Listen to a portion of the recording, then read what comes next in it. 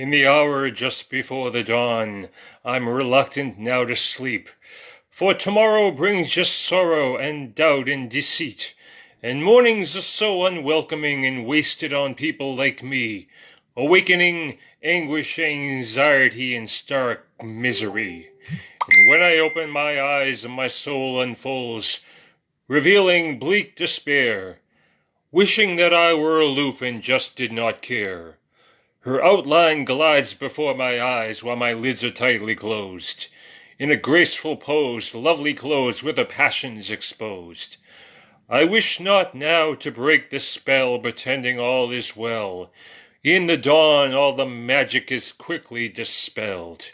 In these fleeting feelings I find respite in the cover of a starry night. My reserves preserved airtight in a box full of light. The scents are sweet as I walk the street, just drying from the rain, as the streaks of the dawn stretch on through the sky in my pain. Your heart where your art is nestled and gently nurtured and nursed, where they're safe from my grave contemplations and awful curse, and neither weighed upon nor preyed upon, decayed and gone, my harmful influence shall not compromise their innocence. If I have found favor for one moment in my ears, even as I embark toward the darkness that beckons me near, the instant that you cared and your smile was sincere, though the gloom draws near, promising many tears. And we carry on with, and when my skin is ashen, or a deathly pallor, and the hallowed gallows are grim and sallow, from the vile, vicious verses I fashioned, I wish it was simply imagined. Oh, but I'm not that naive. When the saints and the angels grieve, it's too overwhelming, too sad to believe. Hope has turned a tragic corner, and to these contented rooms I am but a foreigner.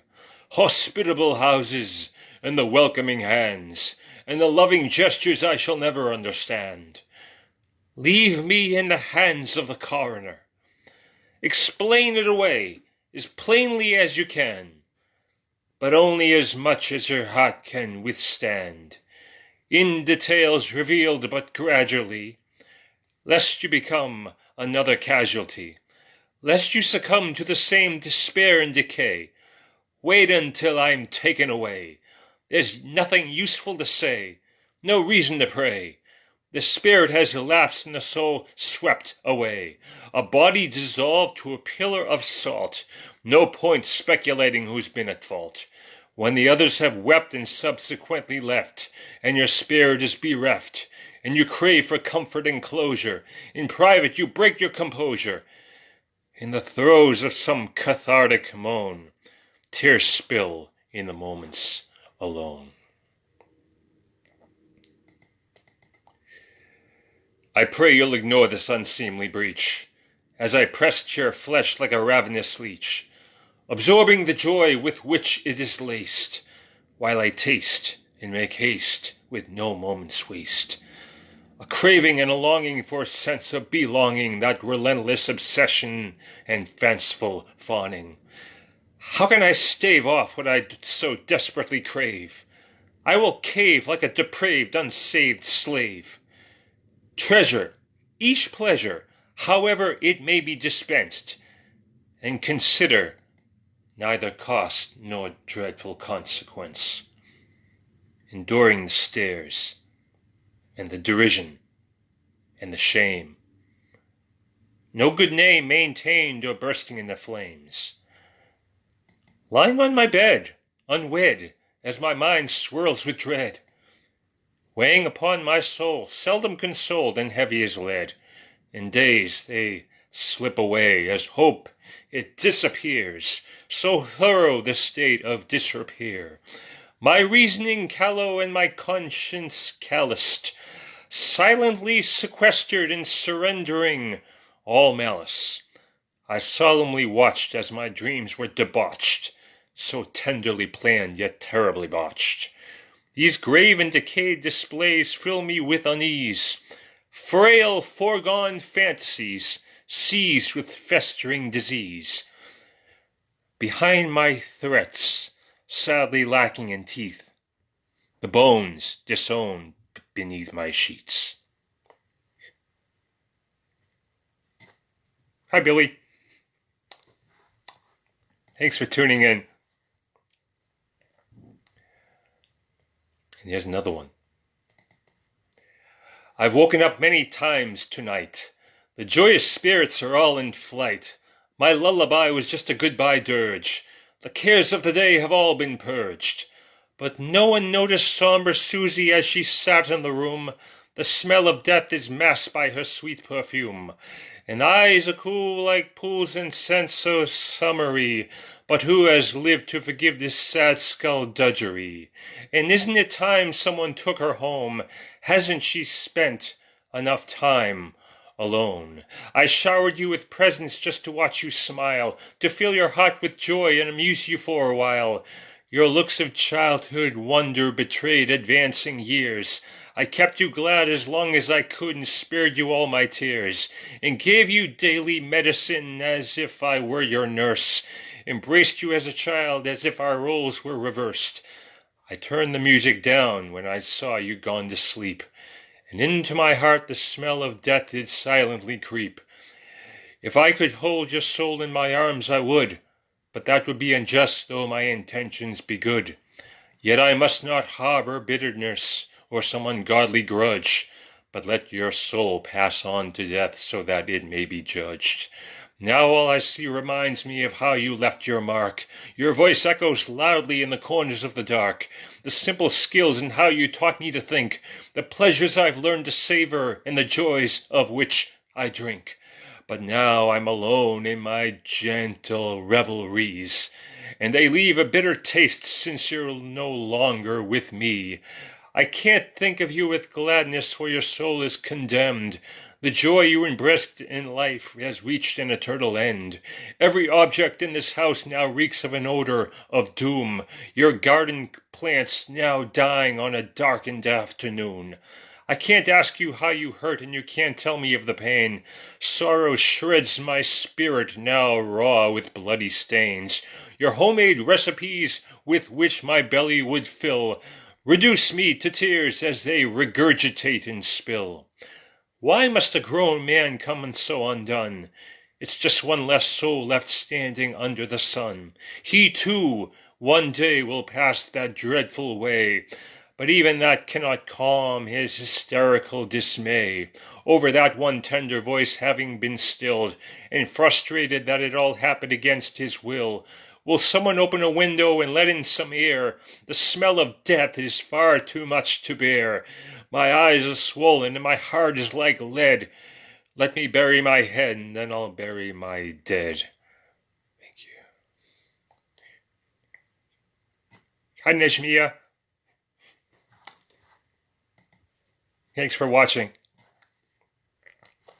And I carry on with spitting through this practiced grin while you curse my toys and you call them sin. Weeds of deceit fill my garden of suicides where I dwell at all times with my fantasy brides. Marks on my skin where you prickled me with words, to each I have responded with a bitterness unheard. And wells of animosity fill behind my eyes. My quiet is loud in this brittle disguise. In the days when the weather was warmer, when I truly believed you were in my corner, I counted upon your empathetic ear.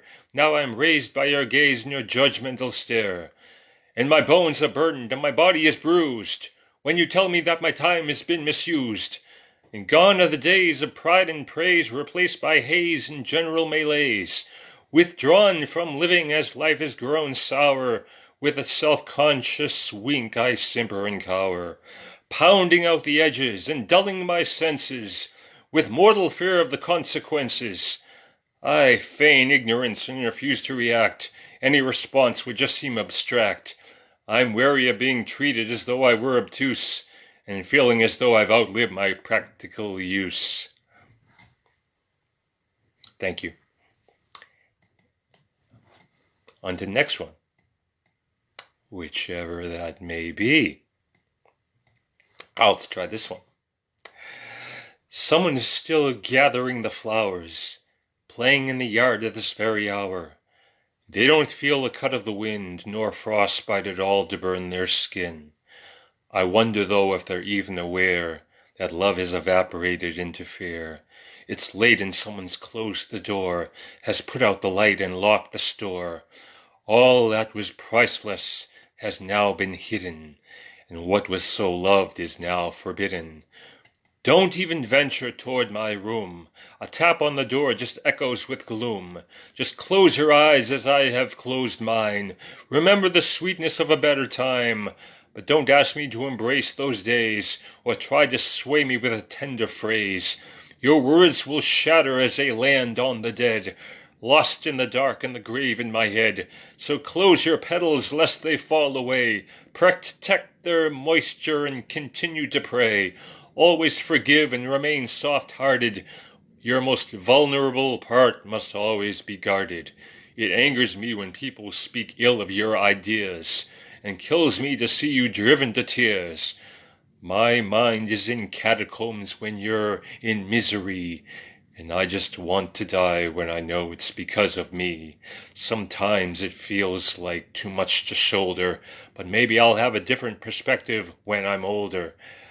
Though for now it's sorrowful and unbearably bleak, every smile burns in my bones are weary and weak.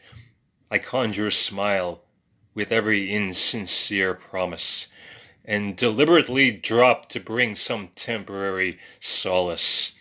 I'll sing you the songs that are sweet to your ears, with a silent counter-melody of despair. You'll feel the love of my heart's embrace, though less and less you will see my face. You won't notice as I walk away, so enraptured you will be in your joyful day. That was a toughie. And I carry on. Let's do this one. Did this one last night. Oh, Harold was discovered uncommonly erect, neither battered nor tattered, not at all suspect, not a gash or a scratch or a bone roughly broken, and possessing an unused subway token, and gifted with wit and delightfully quick, yet often regarded as a bit of a prick, a salt-laden stab or a light-hearted poke, not everyone willing to take a joke. I frequently tried to send Harold a message to eschew a taboo and unsavory fetish, for he pined for a princess who was firmly engaged. He invited and ignited her man's wrathful rage.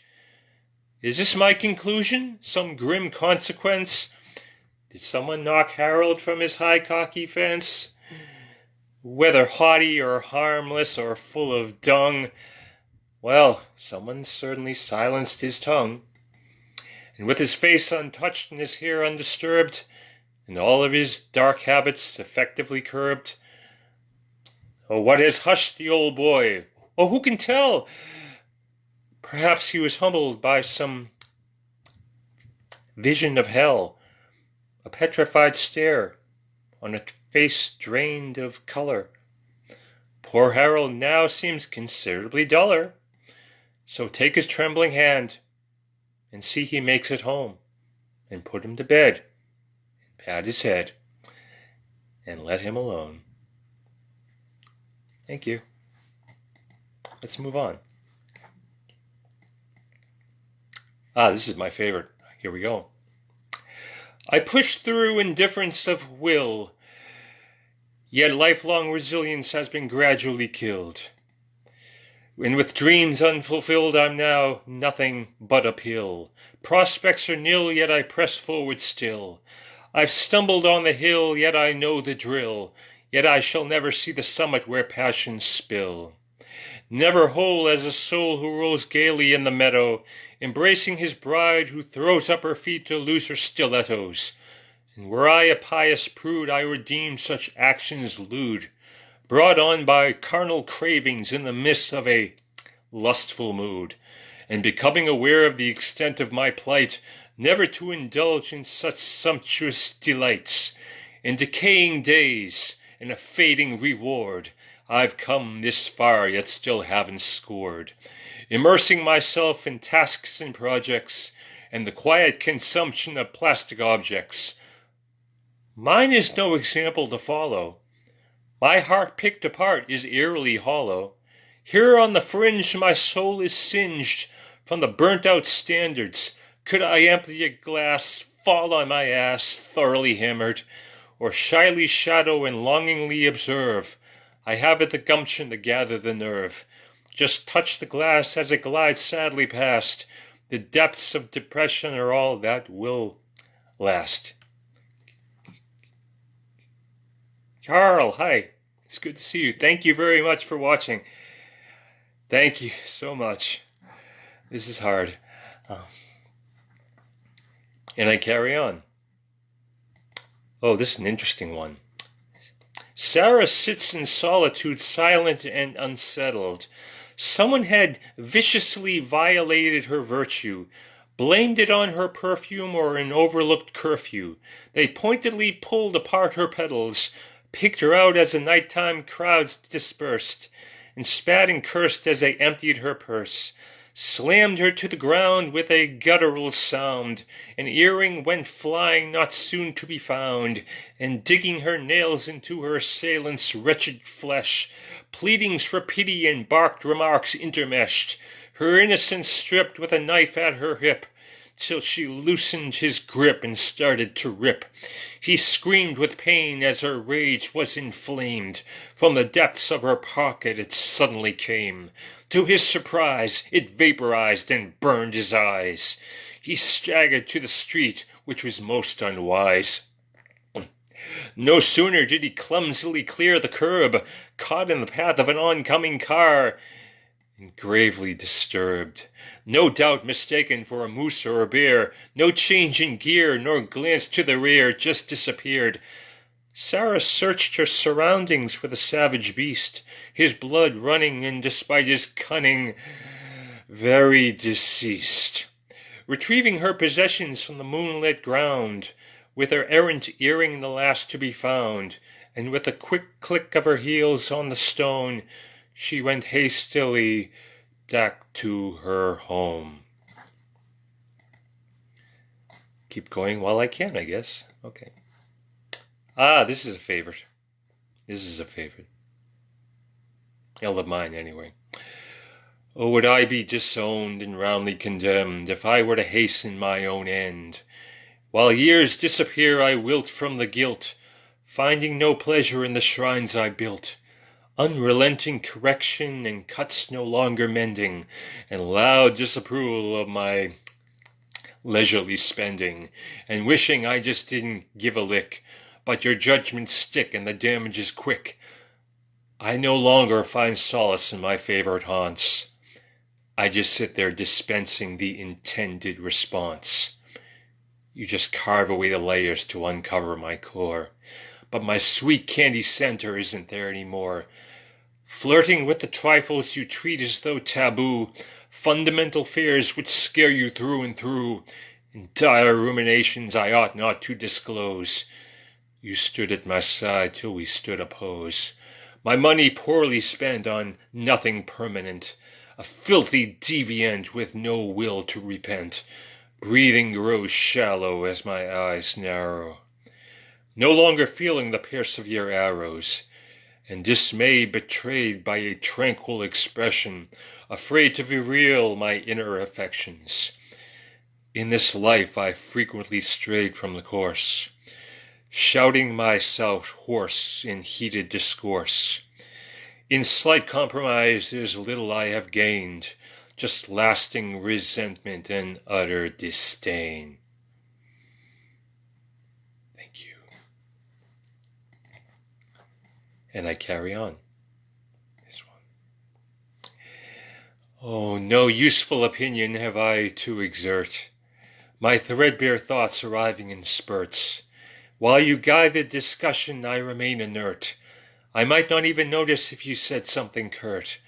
but amplified arguments make my ears hurt. I'll stick to my pledge not to dredge up the dirt, and passively grasp for what passes for principle, my weather-worn form less than invincible, and what we had made is degraded and gray, carefully kindled now dwindled away, all comfort dispelled from this corner of hell, with one continuous death knell. So cease with the stalling and pointless longing, sort through the piles of collective belongings. Yet while it's polite and I still have the right, I'll pull you in tight for a sweet kiss goodnight. And if you're inclined to gently nestle close to this broken and hollowed out vessel, no matter what motivates each nurturing stroke, I crave for comfort when my cheeks are soaked. I acknowledge the emptiness with absolute clarity, though I'm not above pity and patronizing charity. If I were a simple and delusional fool, yet I fathom my failures, and my judgment is cruel.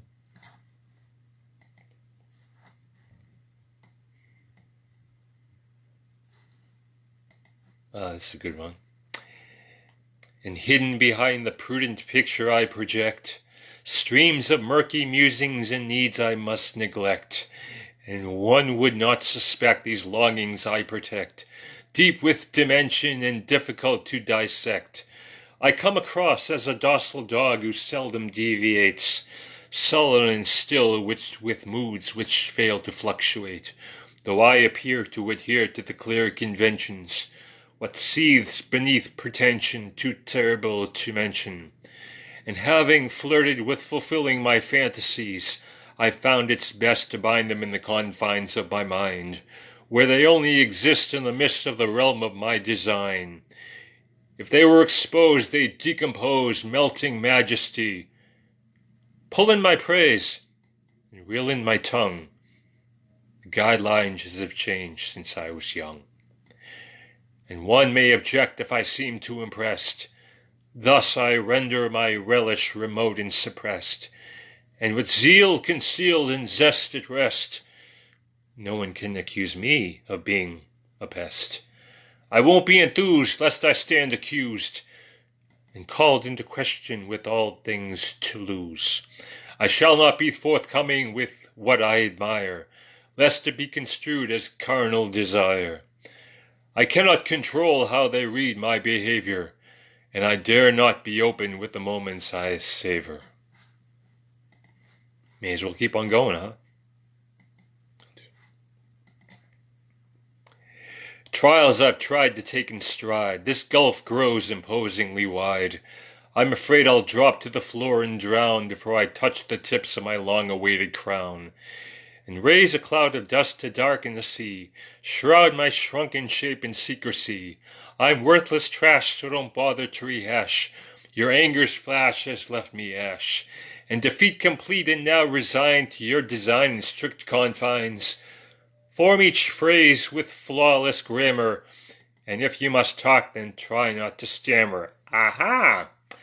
I was taken by her grace and subtle glamour, a delicate creature most roundly enamored. My elation was tamed and soberly tempered by formidable fear of the members of her gender, and weary to speak for risk of appearing weak, ruled by my own cruel and fear-fueled critique. When my members tremble and my body quakes, it pains me to taste your claim that I exaggerate. For lack of discipline I quickly disassemble, and whimper like the dog I've come to resemble. Unfit for even the modest sympathy hug, I gaze at my shame where I've stained the rug.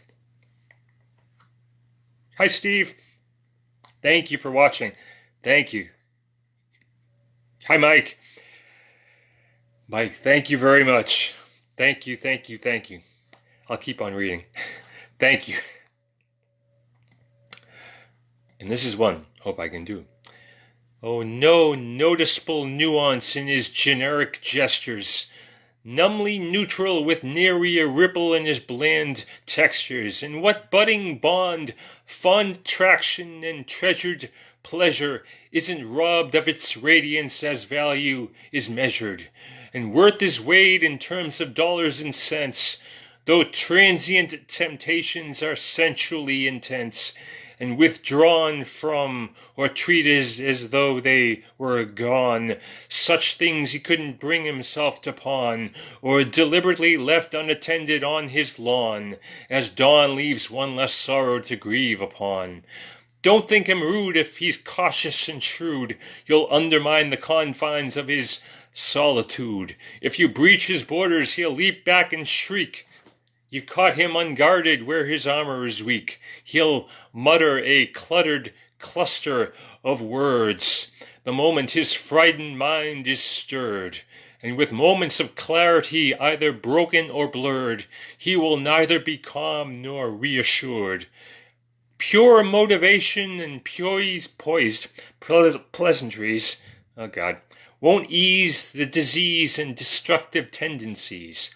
He will in turn spurn what he cannot discern, worthy of the wretched reputation he's earned, and goodwill wasted and unwelcome in his space, erased and replaced with heartbroken haste.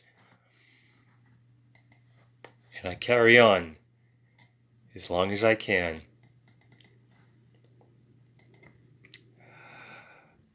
Oh, the joys of which I've partaken, and the purity I've plundered, still remain in place as I lie awake with wonder.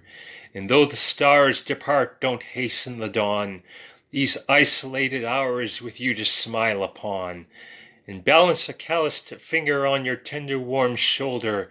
Your smell shall always dwell, and your yearning glow and smolder, in gestures of affection most readily received, though I'm content to lie in silence listening to you breathe, your body taxed but now relaxed with skin as smooth as wax, and unlike me you bear no mask to hide the cracks. And hormones seem to spill like marbles from a jar, spread across the bed and scattered wide and far, and perfume looms loudly in the coolness of your room, hair flying wildly which once was neatly groomed, a loving liquid whisper in a welcoming voice. My senses rejoice as I lick my lips moist, and then your tender press diffuses the stress. Your angel soft face comes to rest, feeling the form of your mouth's graceful curve, as it's treating my nerves to gifts undeserved, and with confident hands you caress my chest, relive my unrest while my mind is undressed. You reach and unleash the wants which lie dormant, with womanly touches you tame the torment. And then I carry on. And this is a Christmas poem. I know it's early for Christmas, but seemingly vacant men sleep in their houses, dream of their spouses in mint-colored blouses, scale the steps, turn the key, and enter the realm of security, companionship to comfort them in their obscurity. A door left slightly ajar by which they gingerly tread. They won't disturb the dreaming child tucked in their bed. And fanciful candles carefully handled, melting in dishes placed high on the mantel. Their reverent efforts, no matter how feeble. A corner of carpet covered in needles. The price they've paid for a genuine pine. Serpentine strings of lights define their shrines. It is strictly forbidden to untie the ribbon or rattle the parcels wrapped and hidden. The peculiar aroma of a Duraflame log, candies and cheeses from a catalog, and yet there is no centerpiece to this festive spread, no peace nor release from a sense of dread. No matter what, we all get cold. The weight of the winter wears on our soul. So cling to those who care and console. Don't pass on a slice of the Swiss roll, though your marriage may hobble and your spirit be hobbled. I messed that up. Don't let the discord reflect in the baubles. I blew that one, but I carry on.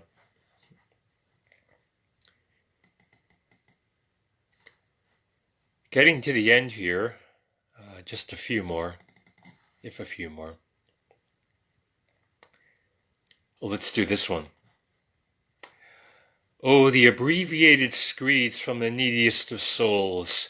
No one knows her tone or sees her eyes roll, as she sits in the cineplex and waits on the next text. Yet when she can't connect, it's then she's truly vexed. She bathed in warm euphoria till it gave way to autumn, fast forgotten, raw and rotten, almost touching the bottom. Downcast, grasping on the late summer rapture, carefree captions on the images captured. A murmur from the darkness of her silver sequin purse. Concentrated contemplations tremble and disperse. Pleads with him to take in a film, desperate to persuade, while he crams for his exams to maintain his grade. Come poke me in provocative spots to blot out aching hurts. Press your digits digging down to arouse in luscious spurts. So tightly wound till you surround me, breaching my bounds. Bliss abounds as you literally lift me off the ground. I'll find you in the library reciting lengthy lists. Spot your chair and venture near and clasp your wrists.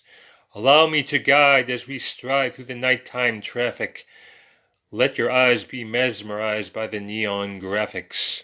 And burdens shall bear down again after tonight. The wearisome worries I've worn shall wake with the light. But delve into these delights while bright respite reigns, until I'm drawn to fear the dawn and promises of pain. I'm coming to the end. This is one.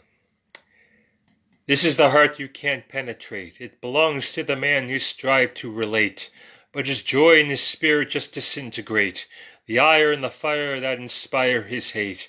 Gone is the sweetness of so long ago. Now the frowns of the people who pity him so. They clasp their denial, for they cannot let go, who ask for a smile and he coldly says no. Where the long tresses he's grown to resent, his eyes are uncaring and indifferent. The grin is diminished and the humor is spent. He pays no attention to your tearful lament. And what was the attraction to which they were drawn? Now nothing remains to gaze upon. He grew so disgusted by how they would fawn.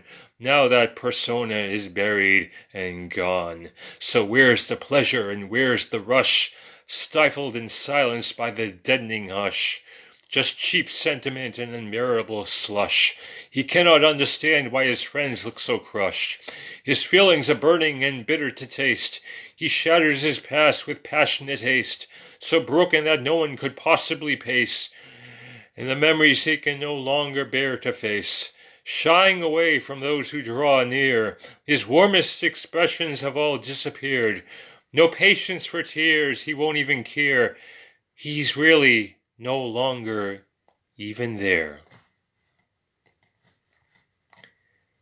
And I carry on.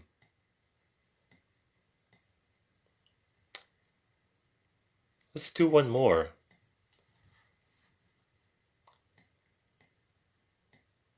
Would be a good poem to end this with. I don't know.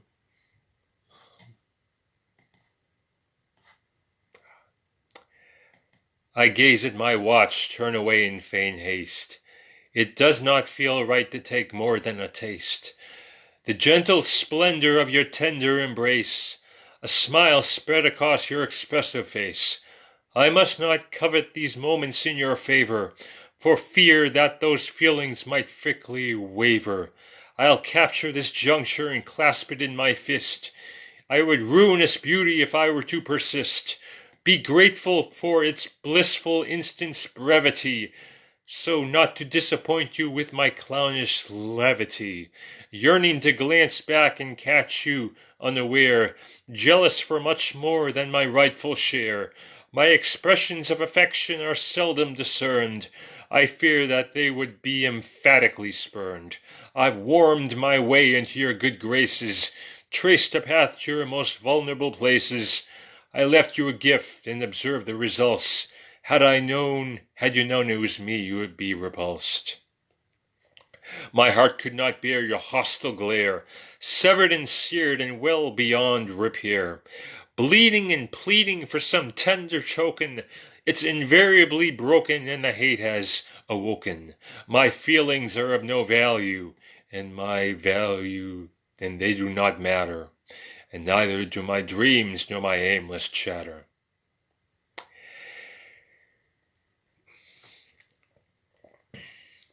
Get my voice up here.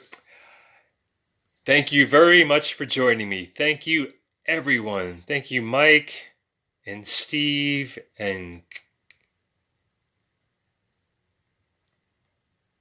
Carl and Billy and Nejmia and everyone who's joined me here. Yes, it's true. I'm much better at reading my poetry than actual speaking. Ironic. And for that, with that, I'm going to read one more poem. Figure out which one I'm going to read. And here we go.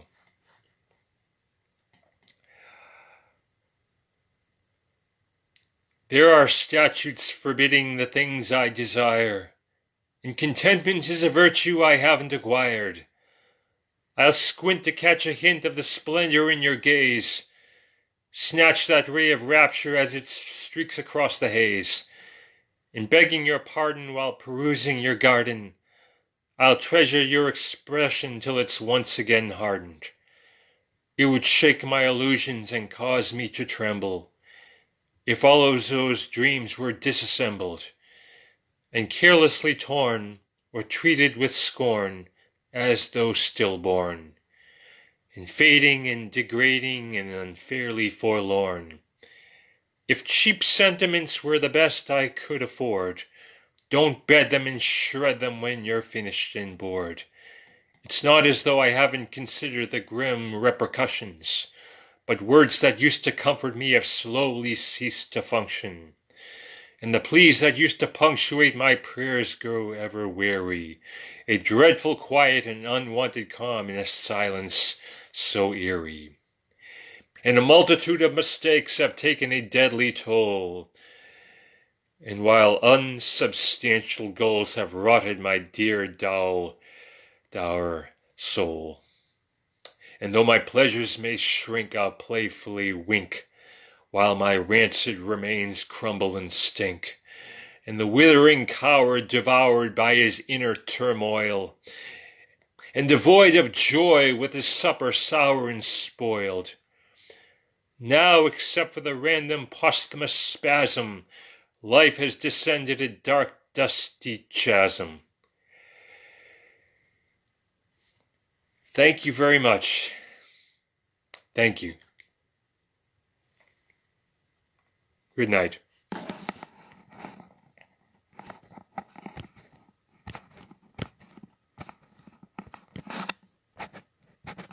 It's not finishing.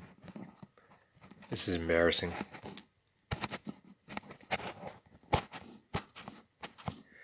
Well, since I can't turn this thing off, I may as well read one more poem, huh? Yeah, until I figure it out. Let's read this one. This one is actually kind of cool. This is actually a Christmas poem. It's lighthearted and joyful, unlike the majority of my poems. How do you like that? Okay. You rested your head beneath the evergreen, fixed your eyes as the lights blinked and beamed, tinsel touching and tickling your face, blown glass bulbs mirror your purity and grace, sweet thoughts entertained and musing paraded, eyes fixated and mind captivated. You excitedly smile and hug yourself tight in the glow of the warmth of the bright-colored lights, and with the limitless faith in which you believe, waiting in wonder for the gifts you'll receive, and the magic of melting into someone's embrace, and with a sense of contentment showing in your face, Your eyes are closed as your heart rate slows. The sleep overcomes you as you sweetly doze. Endorphins escape in your bloodstream, and your breathing is soft as you longingly dream. Your thoughts move in merry and subtle waves. It's impossible to dictate how your thoughts behave. And what thoughts are you thinking as your joys of which you're drinking? What memories are linking while your consciousness is sinking? If I caress your pure loveliness, will you confess, or must I guess? Shall I be blessed, or do I jest? Am I doomed to ponder your ambiguousness? And do I dream of the times you felt most secure, when you crept across the bedroom floor, as morning light brightened the sheets of your bed, touching the tresses which blanket your head, and the warm, loving smells rise up from the kitchen? You eagerly surrender in easy submission. You creep down the stairs, approaching the table, with your nose overcome with honey and maple, steaming stacks of pancakes and plump sausage links, moist butter and syrup and cider to drinks. You inhale the aroma and whisper a prayer. Your heart snaps a picture for a souvenir, and arms hug your neck as a kiss tickles your cheek, and a nose nuzzles your hair as the tender voice speaks. Good morning, darling. Were your dreams full of play? Were they washed with the wishes you made for today?